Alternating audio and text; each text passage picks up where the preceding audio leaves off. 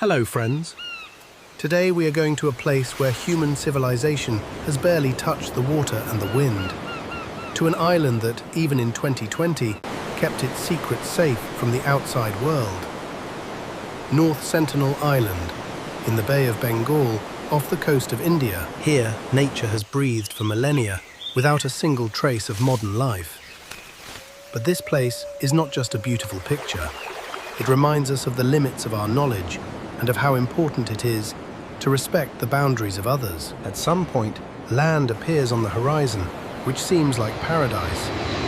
Clear water, corals, white sand, an illusion of almost unreal tranquility. But drawing closer, we see not romance, but a warning. People on the shore. The Sentinelese, the inhabitants of this island, are armed with spears and bows. We see them by their gestures and by their shouts in a completely unfamiliar language. They demand that we leave. The history of contact with the Sentinelese is long and complex. This is Indian naval warship monitoring Since the maritime borders. mid-20th century, We are the maintaining Indian vigilant Coast patrol in Guard these and waters. international law have protected the island and its inhabitants from outside intrusion. Diseases, the impact of civilization, foreign epidemics, all of this is a deadly risk for an extremely vulnerable community. Despite the bans, people have tried to approach for centuries.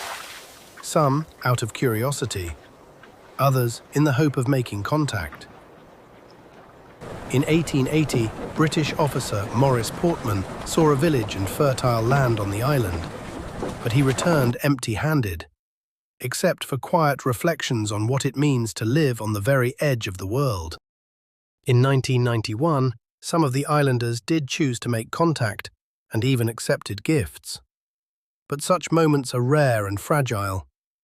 This entire story reminds us, sometimes it is best to leave people in peace. Visiting the island is forbidden by law.